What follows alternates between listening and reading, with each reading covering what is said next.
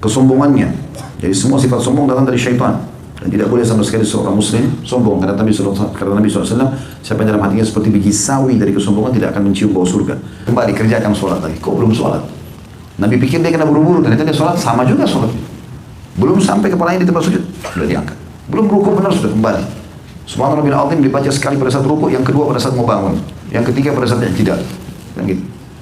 Maka dia kembali ulangi sampai 3 kali, sampai 4 kali. Lalu dia mengatakan, ya Rasulullah, saya nggak tahu cara sholat yang lain. Nabi ingatkan.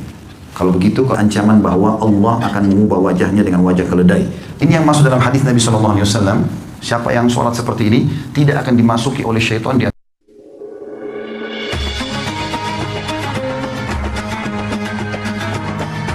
Yang subscribe, semoga hidup kaya raya, mati masuk surga. Dan insya Allah kita masuk sekarang ke masalah sholat.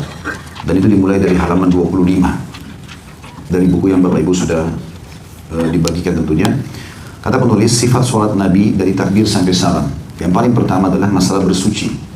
Apabila hendak melakukan sholat, seorang muslim diwajibkan untuk bersuci terlebih dahulu dari hadas kecil maupun hadas besar. Dikatakan hadas kecil adalah kalau orang sudah buang air kecil, keluarkan angin ataupun buang air besar. Berarti dia dalam kondisi wuduknya batal. Di sini dia harus bersuci kembali, berwuduk. Atau hadas besar adalah maksudnya mandi junub. Sedangkan hadas kecil akan hilang dengan berwuduk, sementara hadas besar harus dengan mandi. Hendaklah ia menyempurnakan wuduknya sebagaimana wuduk Nabi SAW yang sudah kita jelaskan pada pertemuan sebelumnya. Ini syarat pertama, harus suci. Masuk dalamnya suci kita, badan, baju, tempat, ya, sholat itu dari segala macam kotor dan najis. Yang kedua dianjurkan punya sutra, dan sutra adalah penghalang atau pembatas. Ia memulai dengan menjadikan sesuatu sebagai sutra atau penghalang ataupun pembatas di mana ia sholat dengannya atau menghadap kepadanya. Sebagaimana putnot nomor 1 HR atau hadits riwayat Bukhari. Hal ini dilakukan apabila ia menjadi imam dan ia sholat dan atau imam. Hal ini dilakukan apabila ia jadi imam atau ia sholat sendiri. Dan tinggi sutra sunnah Nabi SAW adalah kurang lebih kalau sentimeternya 46,2 cm. Sebagaimana dijelaskan dalam kitab Al-Qawlul Mubin fi Akhta'il Musallin. Kalau orang sholat berjamaah, maka yang jadi sutra adalah imam. Jadi misal di saf 3 atau saf 2 dari masjid ini, pada saat antum datang ada kosong di ujung sana. Tapi safnya sudah berjalan sampai 5-6 saf. Antum ingin isi saf itu, boleh lewatin makmum. Karena kalau sholat berjamaah yang wajib tidak boleh, yang ada sutranya tidak boleh lewati adalah imamnya. Makanya biasa masjid-masjid itu pakai mihrab. Ya.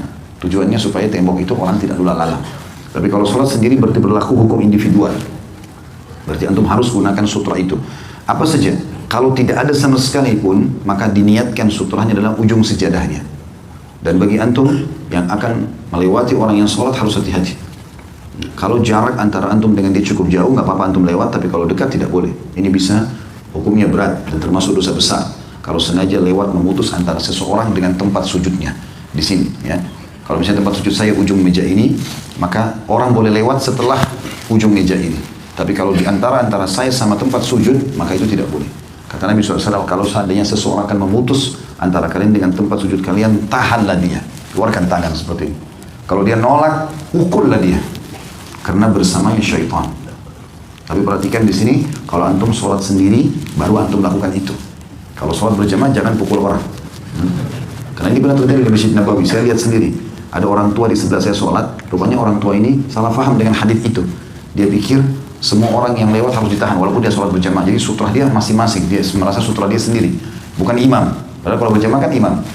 Maka ada anak kecil lewat. Anak mungkin kelas 3-4 SD. Lewat ditahan sama dia. Anak itu tetap motor jalan. Dipukul sama dia sampai anak itu terpental jauh.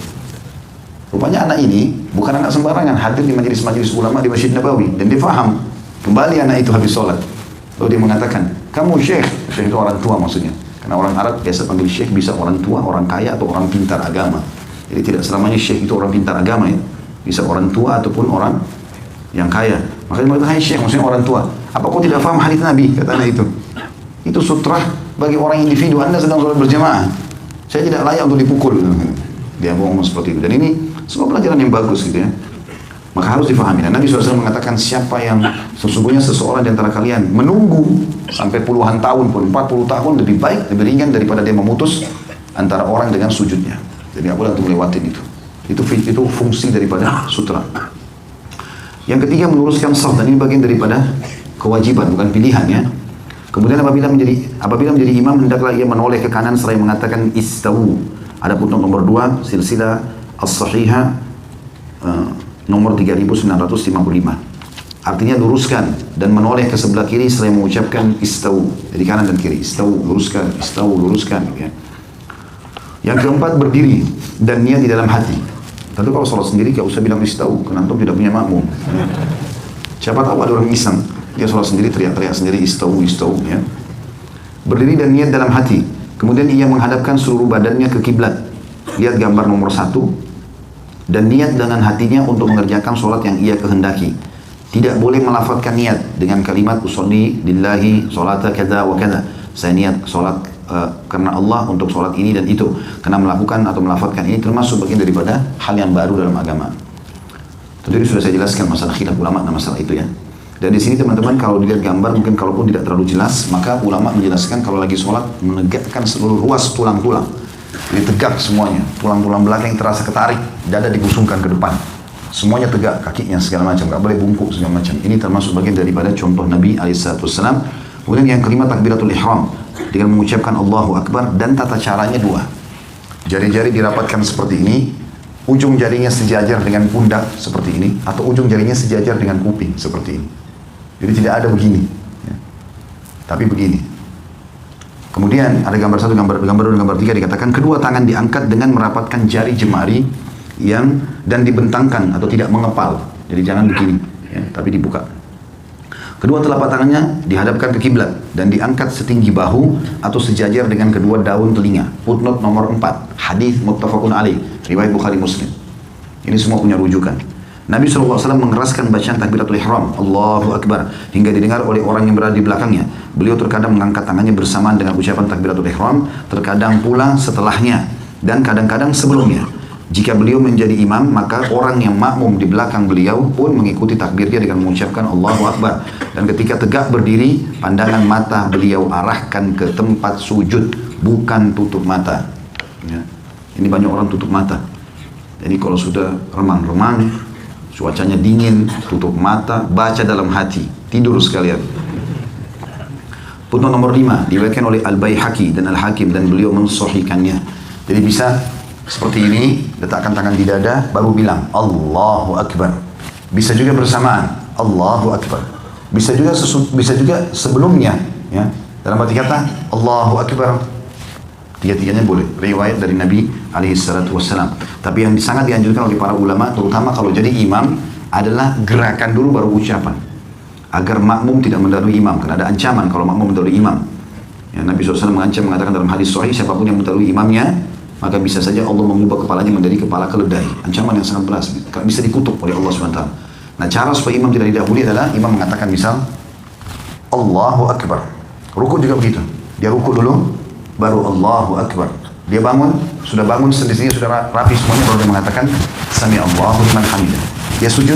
Dia sujud dulu. Setelah dia sujud, dalam kondisi sujud baru dia mengatakan Allahu Akbar. Begitu seterusnya, supaya makmumnya tidak mendahului dia. Tapi pilihan tadi kalau antum sholat sendiri. Kemudian ada yang perlu diperhatikan, bahwasanya posisi letak tangan di gambar nomor 4 dan nomor 5.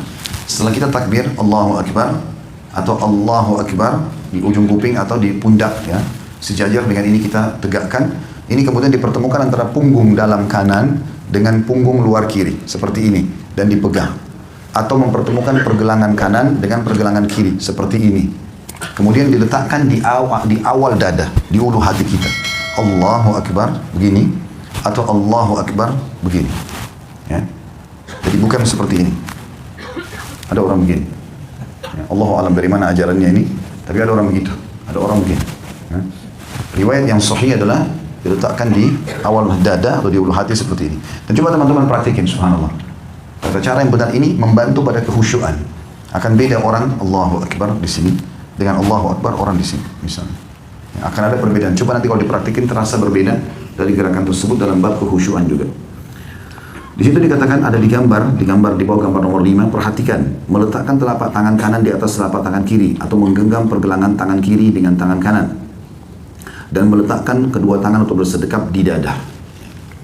Yang keenam, membaca doa iftitah. Kemudian beliau diam, maksudnya Nabi SAW sebentar untuk kemudian membaca doa iftitah. Di antara doa iftitah yang diriwayatkan dari beliau adalah misal Allahumma ba'id baini wa baina khataayaya kama ba'adta bainal masyriqi wal maghrib.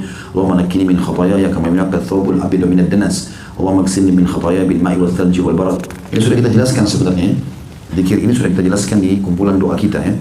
Saya terjemahkan, ya Allah jauhkanlah antara aku dan dosa-dosaku sebagaimana engkau jauhkan antara timur dan barat. Maksudnya jangan sampai aku ingat lagi, jangan sampai aku ulangi dosa-dosa itu ya Allah. Seperti antara timur dan barat, aku membencinya, aku tidak mau lagi melakukannya.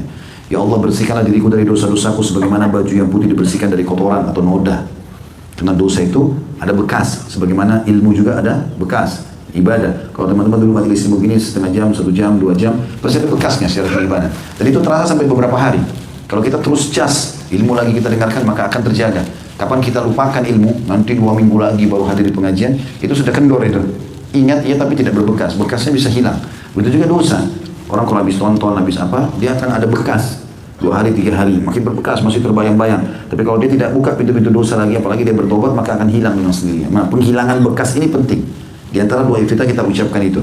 Ya Allah bersihkan aku dari dosa-dosaku, maksudnya tidak ada bekasnya lagi. Contoh buktinya kalimat sebagaimana baju putih dibersihkan dari kotoran. Kalau ada noda di baju putih butuh ucek yang lama, gitu. Direndam dengan bahan-bahan yang tertentu yang memang kuat untuk mengangkat noda tersebut. Ya Allah sucikan aku dari dosa-dosaku dengan air, salju dan juga es. Hadis ini HR riwayat Bukhari, Muslim, An-Nasai dan juga selainnya. Tentunya teman-teman sekalian, doa iftitah ini saya akan lewatkan karena doa iftitah ini 1, 2 yang ini yang akan disebutkan sudah saya terjemahkan ini dan sudah kita pelajari di kumpulan doa kita bacaan sholat ya. Dan ini insya Allah sudah ada penjelasannya. Jadi karena saya mau menghabiskan buku ini maka kita lewatkan. Dan ini teman-teman tinggal hafal, amalkan. Lebih afdal kalau teman-teman baca dalam satu sholat beberapa iftitah. Dan usahakan punya hafalan di semua iftitah ini supaya kita bisa ragamkan. Dan di buku amal kita tercatat pernah melakukan itu. Kata para ulama, dianjurkan sekali setiap muslim kalau ditemukan tata cara, beberapa tata cara dalam satu ibadah dari Nabi SAW seperti tata cara sholat malam. Karena Nabi pernah 2 rakaat salam, 2 rakaat salam, 2 rakaat salam, 2 rakaat salam. Witirnya pun 2 rakaat sama 1. Pernah juga Nabi kerjakan 4 rakaat, ya, kemudian 2 rakaat witir dengan 1. Pernah juga Nabi kerjakan 8 rakaat sekaligus sholat malam, kemudian witirnya juga 2-1. Pernah juga beliau kerjakan 3 cara ini, witirnya 3 sekaligus tanpa tahiyat pertama. Dan beliau pernah mengerjakan 11 rakaat sekaligus dengan 1 kali salam. Semestinya setiap muslim punya di buku amalnya semua jenis ini walaupun cuma sekali seumur hidup. Supaya tercatat di buku amalnya dia pernah kerjakan. Jangan pernah ada perintah baginda Nabi SAW walaupun sunnah yang kita luputkan. Usahakan pernah kita kerjakan walaupun sekali, itu dimaksudkan. Termasuk doa iftitah. Kita tidak tahu mana yang lebih besar pahalanya dibandingkan yang lain, maka semuanya diamalkan. Dan tidak ada kata-kata tidak bisa dalam kamus seorang muslim. Harus bisa dihafal dan diamalkan. Siap? Alhamdulillah. Walaupun masih lemas kayak orang belum makan siang. Yang ketujuh, isti'adah, mohon perlindungan kepada Allah SWT. Kemudian membaca isti'adah kepada Allah dari syaitan yang terkutuk.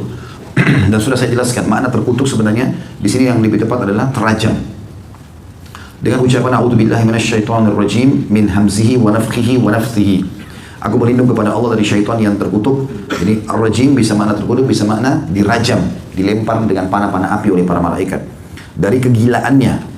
Kenapa dikatakan syaitan gila? Karena dia tidak pernah mau berhenti menggoda Bani Adam. Kita baca a'udzubillahi minasyaitonirrajim, dia pergi terbakar, sepupunya datang. Kita baca lagi istiadah, pamannya datang, tidak selesai-selesai. Sampai kata Nabi SAW, syaitan itu berjalan di tubuh anak Adam seperti mengalirnya darah. Kesombongannya, jadi semua sifat sombong datang dari syaitan. Dan tidak boleh sama sekali seorang muslim sombong. Karena Nabi SAW, siapa yang dalam hatinya seperti biji sawi dari kesombongan tidak akan mencium bau surga.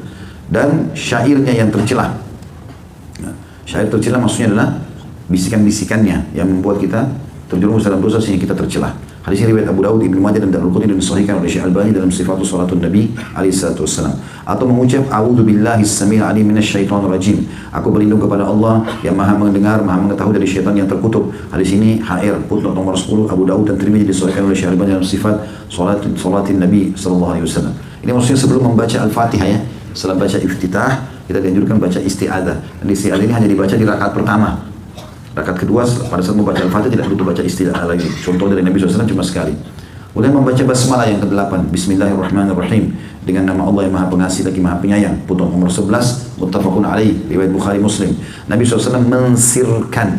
Apa sir itu? Mengecilkan. Atau tidak mengeraskan suara. Bacaan basmalahnya. Bukan menghilangkannya.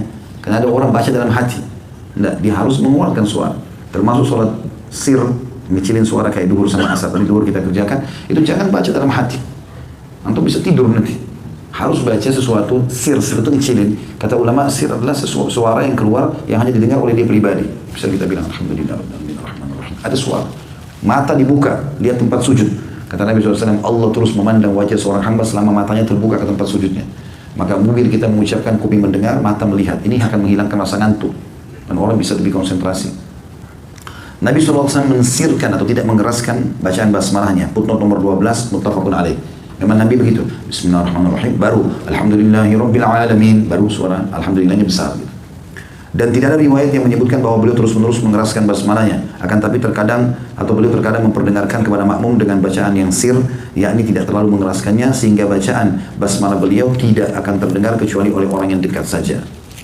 Kemudian yang ke-9 membaca Al-Fatihah yang sudah kita tahu. A'udzubillahi minasyaitonir rajim. Bismillahirrahmanirrahim. Alhamdulillahirabbil alamin. Arrahmanirrahim. Maliki yaumiddin.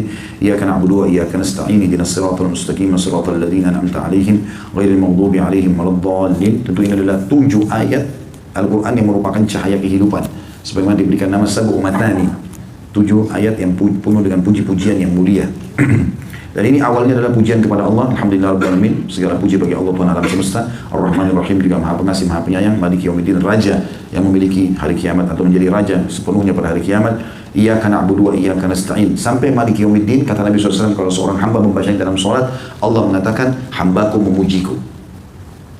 Pada saat kita baca iyyaka na'budu, hanya kepadamu kami menyembah, Allah menjawab, hadza li, ini milikku. Dan pada saat hamba mengatakan wa iyyaka nasta'in, dan kepadamu kami minta tolong, kata Allah, hadza li abdi, ini milik hambaku.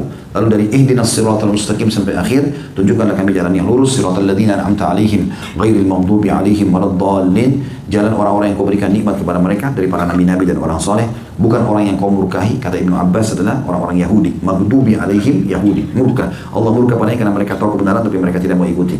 Waladdallin, kata Ibnu Abbas, lalu adalah orang-orang Nasrani. Mereka mau berdakwah tapi mereka salah, mengatakan Allah punya anak. Maka kita berlindung dari kesesatan yang telah menimpa mereka. Di sini dari ihdinas siratal mustaqim sampai akhir, kalau kita baca dalam sholat atau kita baca Al-Fatihah ini walaupun di luar sholat, Allah menjawab mengatakan hadza li abdi wa li abdi ma sa'al. Ini milik hambaku dan dia memiliki apa yang dia minta. Baik, ada beberapa keadaan saya jelaskan dulu. Al-Fatihah hukumnya wajib kalau antum sholat pribadi, individual. Semua sholat dari subuh, duhur, asar, maghrib, isya, termasuk sholat sunnah, Al-Fatihahnya wajib. Tanpa Al-Fatihah tidak sah sholatnya. Kata Nabi SAW, la sholat liman lam yaqra bi Fatihatil Kitab. Hadis Sahih Bukhari Muslim, tidak akan sah sholat seseorang tanpa membaca Al-Fatihah. Ini berlaku individu, kalau antum sholat sendiri. Kalau sholat berjamaah, maka ini khilaf di antara ulama atau ada rincian pendapat ulama. Pertama adalah keadaannya, kalau sholatnya jahar, sholatnya ngerasin suara, seperti subuh, maghrib, isya. Di sini, dalam pendapat jumhur ulama, di antara Imam Ahmad rahimahullah, beliau mengatakan bahwasanya bacaan imam mencukupi bacaan makmum. Jadi tidak perlu membaca lagi. Makmum tinggal dengar sampai waladdallin, amin. Mereka cuma bilang amin, dengar lagi, tunggu surah apa yang dibaca. Ini pendapat jumhur ulama, di antara Imam Ahmad, Imam Malik, Imam Abu Hanifah. Kalau Imam Syafi'i rahimahullah mengatakan tidak bisa, tetap harus baca Al-Fatihah. Walaupun di sholat jahar, ini khilaf di antara mereka ya. Tapi kami pribadi berpegang pada pendapat jumhur dalam masalah ini ya. Banyak pendapat Imam Syafi'i kami pegang, tapi di sini dalam masalah ini mazhab jumhur, karena ada hadis yang berbunyi waktu Nabi SAW bilang waladdallin, amin, ada di antara sahabat yang baca berlumba-lumba baca Al-Fatihah di belakang. Maka Nabi SAW mengatakan setelah salam, mali unazir, kenapa tadi ada yang mengganggu bacaan saya? Kata para sahabat, kami memahami itu, maka kami tidak pernah lagi membaca Al-Fatihah di belakang Nabi SAW pada saat sholat jahar, kerasin suara. Tapi pada saat sholat sir, sholatnya kecilin suara, duhur dan asar, wajib antum baca. Kecuali ya, dalam satu keadaan, antum datang, imam sudah ruku, maka takbir ruku juga. Ini pendapat jumhur. Pendapat Imam Syafi'i tidak. Walaupun antum telat, antum takbir, baca Al-Fatihah dulu, baru kemudian ikut ruku. Nah, cuma memang di sini pendapat jumhur kelihatannya lebih tepat. Kenapa? Karena jumhur ulama mengatakan kalau ada hadis Nabi SAW, siapa yang mendapati imamnya ruku, kemudian dia ruku, maka dia mendapatkan rakaat itu. Tidak ada perintah lagi membaca Al-Fatihah di sini. Jadi takbir Allah langsung ikut ruku supaya dapat rakaat itu. Kalau dia baca Al-Fatihah dulu, maka imam sudah bangun sama Muhammadah, dia sudah kehilangan ruku itu atau rakaat itu. Dan ini sesuai dengan sabda Nabi SAW. Nah, keadaan ini boleh antum tidak baca Al-Fatihah, karena memang dasarnya imamnya sudah ruku. Tapi kalau belum, masih ada kesempatan, maka lebih baik antum baca tentunya. Dan sebagai imbauan juga para ulama kepada para imam-imam masjid, terutama kalau mereka berada di lingkungan madhab Syafi'iyah. Jadi kita Indonesia kan umumnya orang Syafi'iyah. Maka imamnya semestinya setelah waladhdallin dia memberikan jeda makmum baca sekitar hitungan 7 ayat. Karena Al-Fatihah kan 7 ayat. Setelah itu baru dia mulai masuk surah supaya makmum punya kesempatan untuk membaca. Ini jauh lebih bijak untuk menggabungkan semua pendapat tersebut. Kemudian dikatakan Nabi SAW berhenti pada setiap akhir ayat. Ya, diusahakan tidak disambung. Alhamdulillahirrabbilalamin. Berhenti. Sejenak baru Ar-Rahmanir-Rahim. Berhenti. Gitu loh. Berikan haknya. Itu yang dilakukan oleh Nabi SAW. Tidak menyambung bacaan ayat yang satu dengan ayat setelahnya. Kecuali dalam keadaan darurat.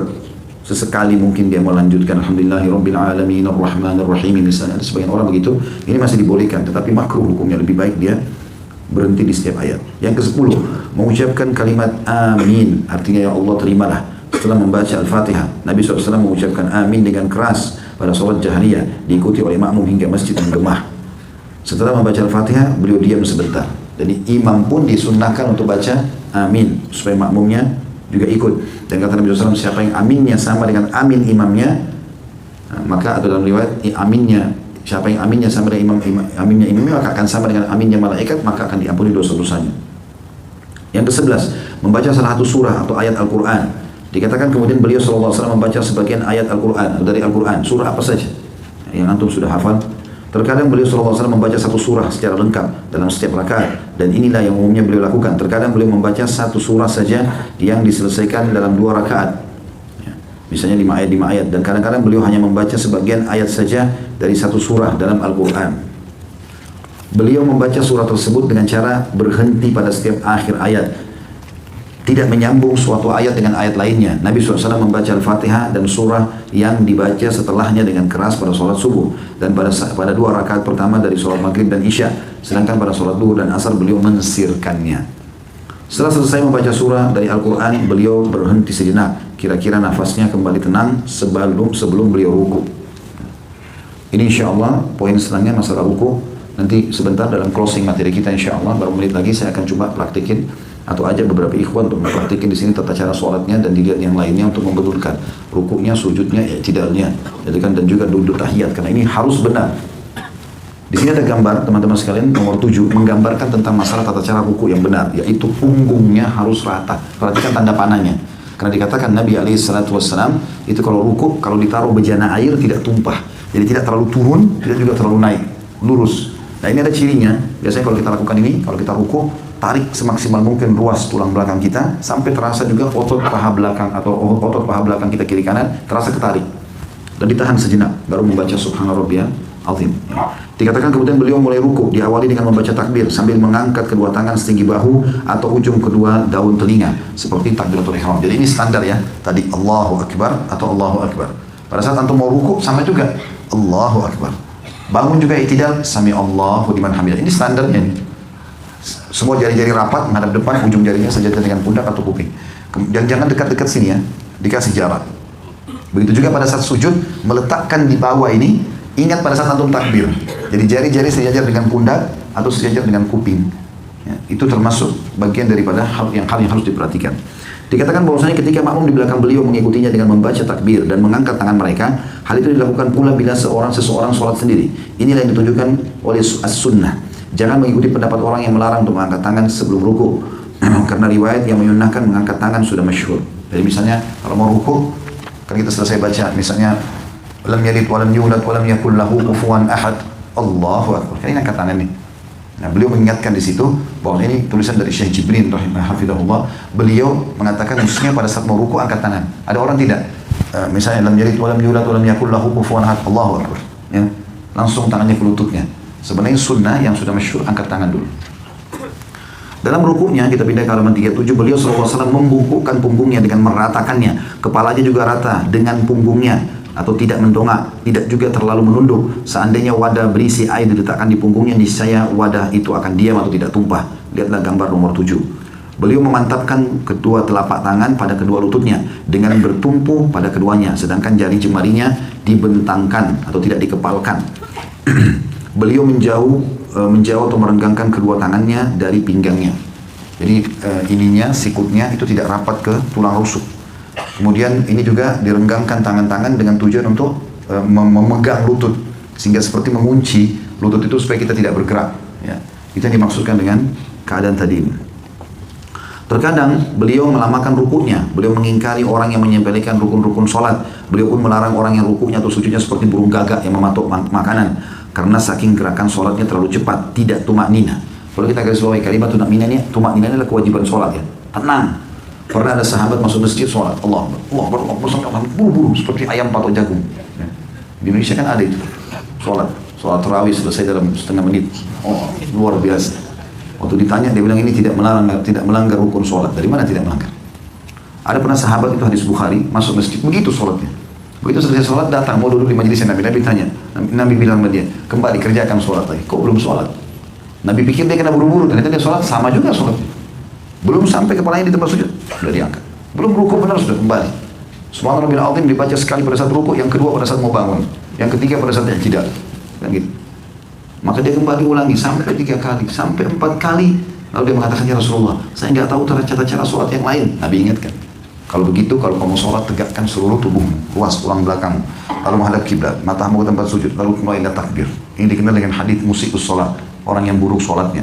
Kemudian mulailah baca, ya, Allah mengatakan dari ayat Al-Quran, lalu kamu ruku, biarkan sendi-sendi kembali pada tempatnya semua, baru kau baca Subhana Rabbiyal Azim, 1, Subhana Rabbiyal Azim, 2, terus begitu.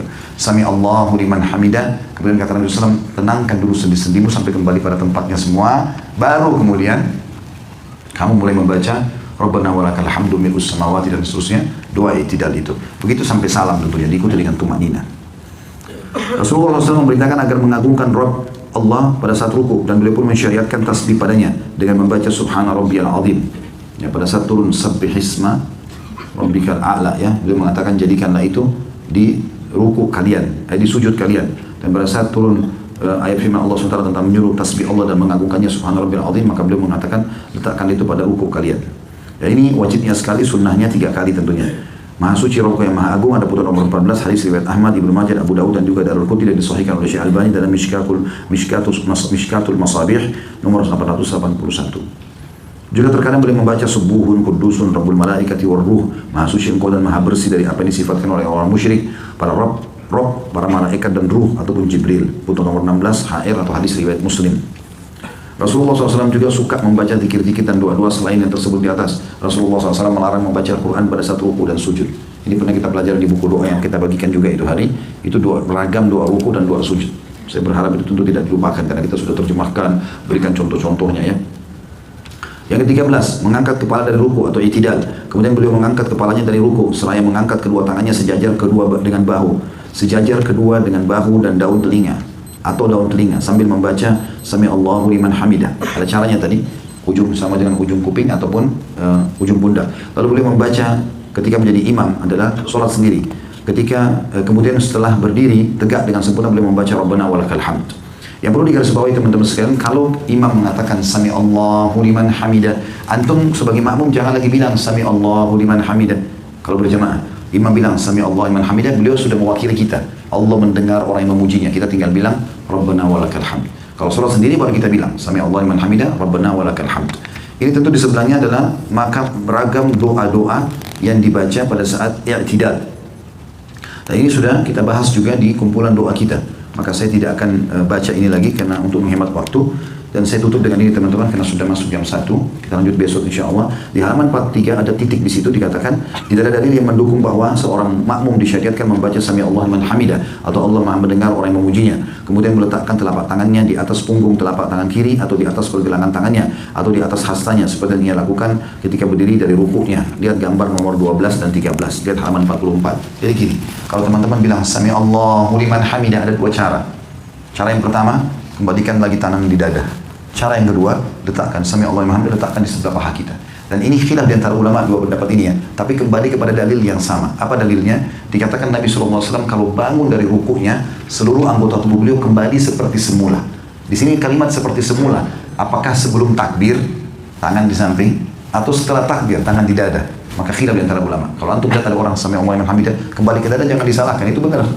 Begitu juga orang kalau taruh ke sebelah pahanya. Maka itu dua-duanya dibolehkan tentunya. Sebagai penutup di sini adalah Rasulullah SAW suka melamakan rukun ini, maksudnya begitu berdiri Sami Allah hamidah, tidak buru-buru sujud. Hingga seorang sahabat berkata beliau telah lupa, mungkin lupa sujud nih.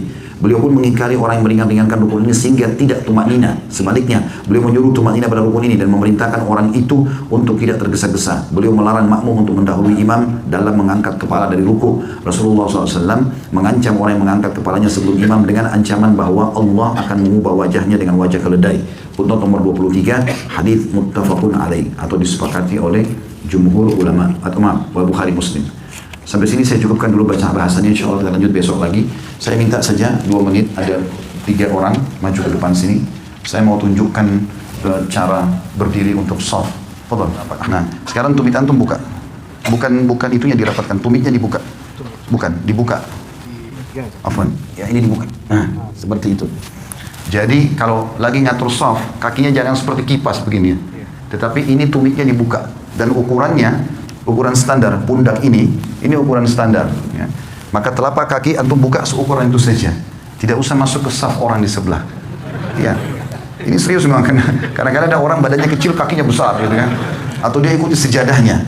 Nah ini manfaatnya kalau kaki rapat begini, otomatis betis juga ketemu, pundak pun ketemu. Ini yang masuk dalam hadis Nabi SAW, siapa yang sholat seperti ini tidak akan dimasuki oleh syaitan di antara safnya. Sebagaimana Nabi SAW mengatakan, rapatkan dan luruskan saf kalian, jangan buat ada celah buat syaitan. Karena kalau dia ada, dia akan mengganggu sholat. Oke? Sekarang antum balik ke sana, balik ke teman-teman supaya dilihat. Tata cara sholatnya, coba takbir, Allahu Akbar, seperti yang kita sudah pelajari. Ya, ininya dihadapkan ke depan, ini rapat ya. Ini jarak kurang lebih 1 jengkal dari sini. Nggak usah dikakukan tangannya, coba. Ya, ininya juga sejajar sama ini. Atau sejajar sama kuping. Ini nggak usah ikut pundaknya, tangannya aja. Ya. Antum nggak usah takut, saya tidak hukum. Coba dilenturkan saja, lihat saya, dilenturkan saja tangannya. Nggak usah kaku. Ini semuanya ke depan dan rapat. Sejajar dengan pundak atau sejajar sama kuping. Ya. Ya. Ini ujung kuping. Dan ini standar tadi saya bilang. Ini standarnya. Takbir. Kalau mau ruku juga, Allahu Akbar. Ya. Kalau mau sujud juga sama nanti. Sudah? Sekarang letakkan di dada pada saat takbir, ya, di ulu hati saja. Ya. Ini cara yang pertama adalah punggung kanan ketemu sama punggung kiri. Kemudian cara yang kedua, pergelangan kanan memegang pergelangan kiri, digenggam. Genggam begini. Ya, seperti ini betul. Ini digenggam. Ini cara yang kedua. Ini biasa saja, antum biasa saja. Ini pundak jangan ikut ya. Jadi tangan kita saja. Pundak tetap biasa. Allahu Akbar seperti ini. Atau Allahu Akbar ini lebih jauh sedikit. Ya, ya pundak tidak usah ikut, ini saja. Baik, sekarang ruku coba. Afwan, tinggal butuh 1 orang. Jazakumullah khair. Yang duanya sudah, supaya agak lenggang. Antum balik ke sebelah sana sekarang. Coba ruku. Sekarang ruku, Allahu Akbar, tidak dari awal, dari antum seperti normal lagi sholat, tangannya di sana, antum takbir, Allahu Akbar, mata ke tempat sujud. Ya, ini digenggam lututnya. Ini masih melengkung, ya. Baik, ini caranya, antum turun, dadanya dinaikin, kepalanya lurus ke depan, kepala lurus lagi, ya, ya seperti ini. Sekarang ini dipertahankan ya. Ya, coba lihat saya. Kalau saya sebentar Afwan, kalau miring dibilangin ya. Kalau saya di rumah saya praktikin pakai cermin, lalu saya praktikin ruku itu. Allahu Akbar, ini saya genggam, kemudian ini saya tahan gini. Rata nggak? Ya, seperti ini. Ini terasa paha di belakang ketarik, ya. Kepala juga ke depan. Ini disunnahkan Nabi SAW. Kalau antum pakai cara seperti ini, mau sejam pun rukuknya nggak masalah. Jangan turun, jangan juga naik begini. Ya. Seperti ini, dan perhatikan siku ini jauh dari tulang rusuk, ya. Dan ini ditekan, ini kita tekan ke dalam. Saya sekarang tekan ke dalam dan paha saya ketarik. Coba, fadhal. Ya, ruku Allahu Akbar. Ya, ini sudah mulai. Tinggal kepala itu, nggak usah lihat ke beliau.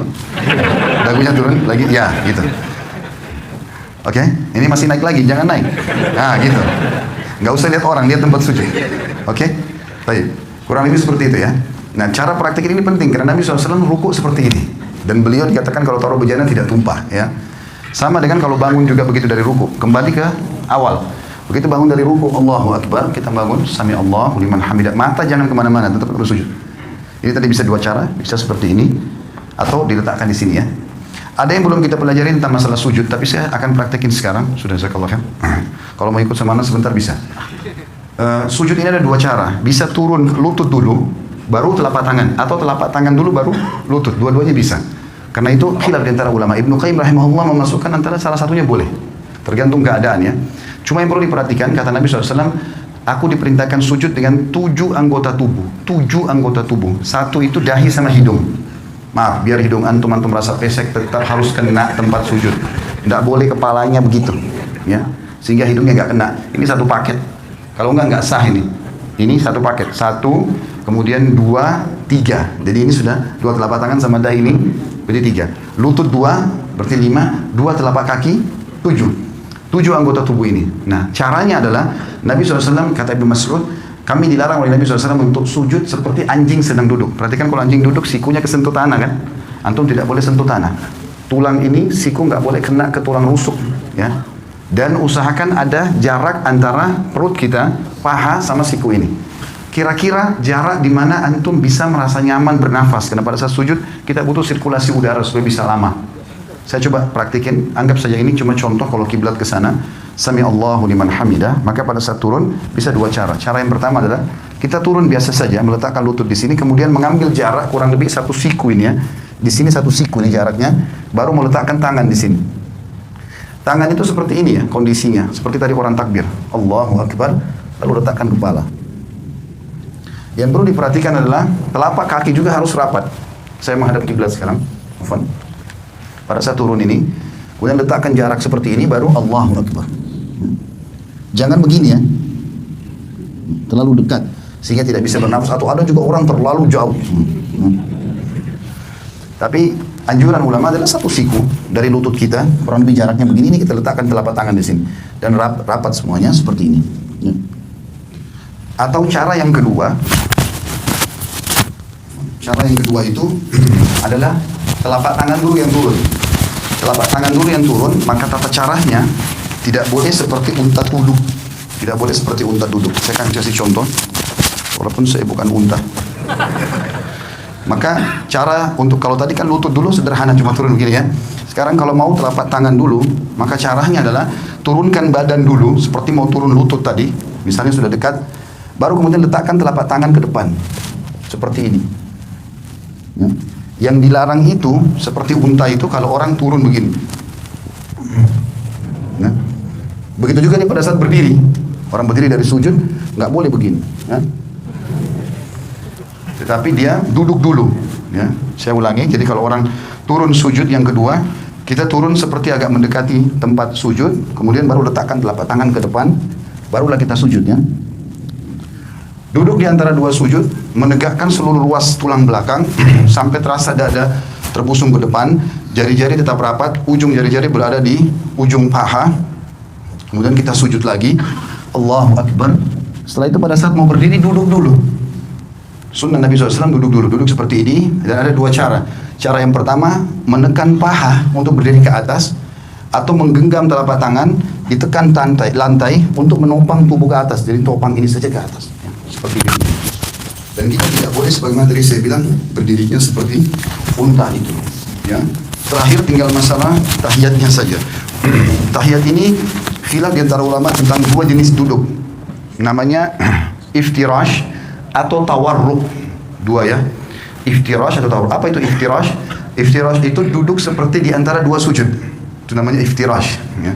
Kalau tawarruk, warak itu artinya bokong, kita meletakkan bokong kita di tanah. Nah ini khilaf ulama, kapan dikerjakan iftirash, kapan dikerjakan tawarruk. Imam Syafi'i rahimahullah berkata, duduk tawarruk, tahiyat seperti ini, yang kita duduk ya seperti ini namanya tawarruk karena bokong kita duduk di tanah. Ini kata Imam Syafi'i rahimahullah dikerjakan setiap kali mau salam, mau sholatnya 1 rakaat saja, mau 2 rakaat, seperti misalnya witir 1 rakaat ya, tetap aja antum duduknya pada saat tahiyat, karena mau salam tawarruk ya. 2 rakaat juga seperti sholat sunnatul fajr atau sholat subuh, sama tawarruk. Nanti lebih dari itu pun, misalnya rakaat maghrib 3 rakaat atau isya 4 rakaat, semuanya kalau mau salam tawarruk. Kalau jumhur ulama, Imam Ahmad dan Imam Malik mengatakan tidak. Kalau sholat di bawah 3 rakaat, seperti witir 1 rakaat atau sholat sunnatul fajr 2 rakaat, walaupun mau salam duduknya iftirash, duduknya seperti ini. Tawarruk itu hanya dikerjakan duduk yang seperti ini, itu dalam pendapat jumhur ulama. Nanti kalau sudah lebih dari 2 rakaat, seperti rakaat ketiga maghrib, rakaat keempat isya, baru duduknya tawarruk. Dua-duanya ini boleh ya, karena ini khilaf di antara ulama. Kita nggak boleh nyalain orang. Jadi kalau antum lihat ada orang tahiyat kedua, ya tahiyat akhir misalnya, sholat subuh duduk yang begini, jangan disalahkan. Karena itu pendapat Imam Malik dan Imam Ahmad, dan itu jumhur ulama. Mereka mengatakan justru kalau lebih dari 2 rakaat, rakaat ketiga baru kemudian duduknya tawarruk, ya. Tapi Imam Syafi'i mengatakan tidak. Jadi kalau ada yang sholat witir pun 1 rakaat sudah iftirash, tawarruk, maka itu berarti mengikuti madzhab Syafi'iyah. Tinggal yang saya mau titik beratkan teman-teman, masalah salam dan tata cara mengubah dari iftirash ke tawarruk. Sekarang kan kalau iftirash itu seperti ini. Telapak kaki kiri kita dipakai duduk, ya.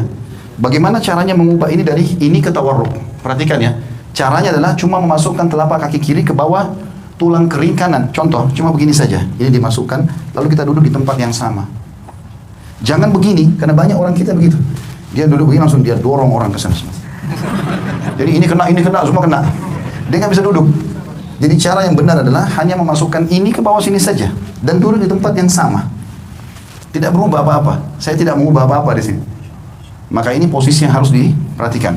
Begitu juga dengan masalah salam. Pada saat kita sudah selesai membaca tahiyat, tentu tahiyat sunnahnya ada yang mengatakan pada saat syahadat mengangkat jari, ada yang mengatakan juga nanti dari awal sudah at-tahiyat itu sudah mengangkat, ya. Dan hadis riwayat Tirmidzi, khilaf di antara ulama tentang masalah itu, tentang hadis Nabi SAW bahwasanya gerakan jari di tasyahud lebih keras bagi iblis daripada cambukan besi. Ada yang menghasankan, ada yang melemahkan. Kalau saya termasuk yang berpegang pada menghasankan hadisnya, sehingga menggerakkan jari itu, menggetarkannya bagian daripada sunnah Nabi SAW. Intinya antum setelah baca tahiyat tinggal salam. Dikatakan Nabi SAW kalau salam terlihat pipi putih atau putih pipi beliau oleh makmum di belakang. Jadi seperti ini. Assalamualaikum warahmatullahi. Terasa ini tertarik. Tahan sebentar, baru Assalamualaikum warahmatullahi. Badannya nggak usah ikut salam, ya. Cuma leher saja. Assalamualaikum warahmatullahi. Assalamualaikum warahmatullahi. Sampai situ. Mengusap wajah nggak ada dalam syariat. Jadi cukup situ berarti sudah selesai sholatnya. Allahu a'lam. Ini tata caranya sementara dan di buku itu juga sudah ada, insya Allah. Besok kita akan lanjutkan lagi bahasannya.